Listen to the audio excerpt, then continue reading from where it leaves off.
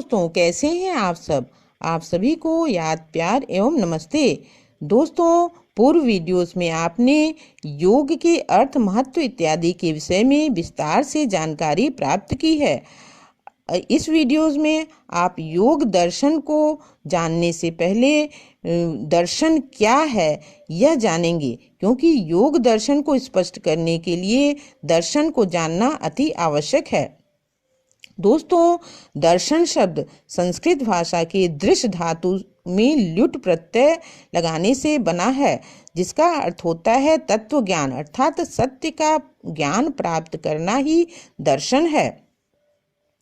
उपनिषद में भी कहा गया है, दृश्यते अनेन इति दर्शनम, जिसके द्वारा देखा जाए।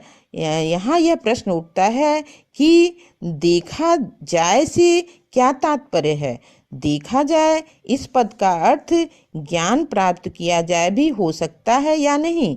दोस्तों, ज्ञान प्राप्त करने का सबसे विश्वसनीय उपाय है प्रत्यक्ष ज्ञान, अर्थात जो ज्ञान हम ज्ञानेंद्रियों अर्थात आँख, नाक, कान, त्वचा एवं जिह्वा से प्राप्त करते हैं।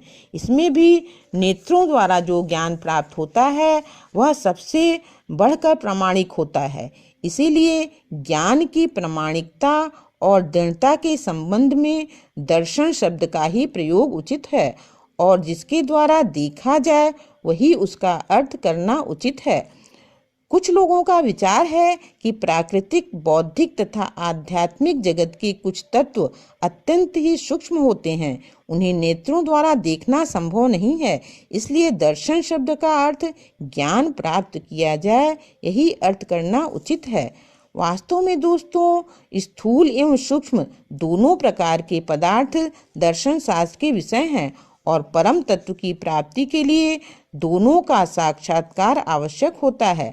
सूक्ष्म पदार्थों को देखने के लिए प्रत्येक मनुष्य को एक विशेष चक्षु मिला होता है, जिसे प्रज्ञा चक्षु और ज्ञान चक्षु इत्यादि कहा जाता है। श्रीमद् भागवत गीता में भी भगवान श्री कृष्ण द्वारा अर्जुन को दिव्य चक्षु दिया गया था। इस तरह दर्शन के लिए हमें दोनों प्रकार के चक्षुओं की अपेक्षा होती है। यही कारण है कि उपनिषद में दृश्यते अनेन इति दर्शनम कहकर दर्शन को परिभाषित किया गया है। दोस्तों, अब प्रश्न उठता है कि देखा जाए तो क्या देखा जाए। इस प्रश्न के उत्तर देने से पूर्व यह जानना आवश्यक है कि किसी वस्तु को देखने के लिए जिज्ञासा क्यों उत्पन्न होती है। वास्तव में दोस्तों, बिना कारण के कोई भी क्रिया नहीं हो सकती। कोई न कोई कारण आवश्यक होता है जो मनुष्य को किसी वस्तु को देखने, जानने, समझने के लिए प्रेरित करता है। दोस्तों, व्यक्ति के मन में वातावरण को जानने की स्वाभाविक प्रवृत्ति होती है, और व्यक्ति गतिमान जगत की यह कहाँ से चला है और कहाँ चला जा रहा है इसके विषय में जानना चाहता है। वह अपने विषय में भी जानना चाहता है, और जब तक वह विश्लेषण करके अपने विषय में जान नहीं लेता तब तक उसे यह पता नहीं चल पाता कि वह कौन है और किस लिए वह सारे कार्य करते चला जा रहा है। और जब वह जगत में व्याप्त विषयों को ढूंढने चलता है तो आश्चर्य में पड़ जाता है। इसी प्रसंग में प्रसिद्ध दार्शनिक प्लेटो ने दर्शन का जन्म आश्चर्य, कुतूहल एवं जिज्ञासा से माना है। इसी तरह प्रसिद्ध दार्शनिक देकार्ते ने दर्शन का जन्म संदेह से माना है, और कुछ विद्वान मानसिक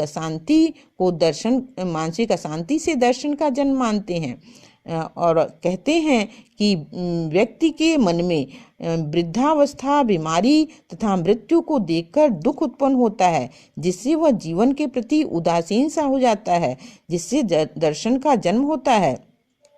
इस प्रसंग में गौतम बुद्ध का उदाहरण दिया जा सकता है। वास्तव में दोस्तों, दर्शन की उत्पत्ति के अनेक कारण हो सकते हैं, लेकिन यह कहना उचित होगा कि जब तक व्यक्ति के मन में आश्चर्य, जिज्ञासा, संदेह एवं अशांति नहीं होगी तब तक समस्याओं पर उसका ध्यान ही नहीं जाएगा, और चिंतन करना तो दूर की बात है। गोस्वामी तुलसीदास जी ने कहा है, सबसे भले वे मूल जिन्हीं न व्यापी जगत गति। दोस्तों अब हम लोग दर्शन के अंग्रेजी पर्याय फिलॉसफी से दर्शन का अर्थ देखते हैं। दोस्तों फिलॉसफी यह शब्द दो शब्दों के योग से बना हुआ है, फिलॉस और सोफिया। फिलॉस का अर्थ होता है प्रेम और सोफिया का अर्थ होता है ज्ञान, अर्थात ज्ञान या विद्या से प्रेम या अनुराग ही दर्शन है। इस तरह फिलॉसफी में ज्ञान के प्रति प्रेम निहित है। प्लेटो ने कहा है, उस व्यक्ति को सच्चे अर्थों में दार्शनिक की संज्ञा दी जा सकती है जिसे अनेक प्रकार के ज्ञान में आनंद की प्राप्ति हो, जो सीखने के प्रति उत्सुक हो और कभी संतुष्ट न हो। दोस्तों दर्शन की भारतीय व्याख्या अधिक गहराई तक बैठती है, क्योंकि भारतीय अवधारणा के अनुसार दर्शन का प्रेम केवल ज्ञान तक ही सीमित न होकर समस्त व्यक्तित्व को अपने आप में समा लेता है। दर्शन केवल चिंतन का विषय न होकर अनुभूति का भी विषय माना जाता है।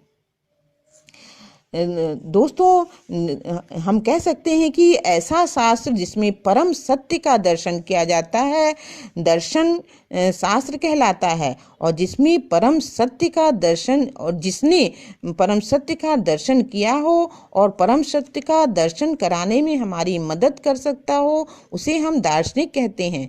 इसमें सांसारिकता से परे की बात कही गई है, जिसे आत्मा, परमात्मा, मोक्ष इत्यादि। तो दोस्तों दर्शन केवल पुस्तकीय ज्ञान नहीं है, अपितु तार्किक चिंतन, दृष्टि, आत्मज्ञान, गहन चिंतन आदि का परिणाम है। इसीलिए दर्शन को तत्व यानी सत्य का साक्षात्कार कहा गया है। दोस्तों नेक्स्ट वीडियो में आप योग दर्शन की तत्व मीमांसा, ज्ञान मीमांसा और मूल्य मीमांसा जानने से पूर्व दर्शन की तत्व मीमांसा, ज्ञान मीमांसा और मूल्य मीमांसा के विषय में जानेंगे। तो आपको यह वीडियो कैसा लगा अपना व्यूज़ कमेंट बॉक्स में अवश्य दीजिएगा, लाइक शेयर भी अवश्य करिएगा, तथा अभी तक सब्सक्राइब न किया हो तो अवश्य कर लीजिएगा। धन्यवाद धन्यवाद धन्यवाद।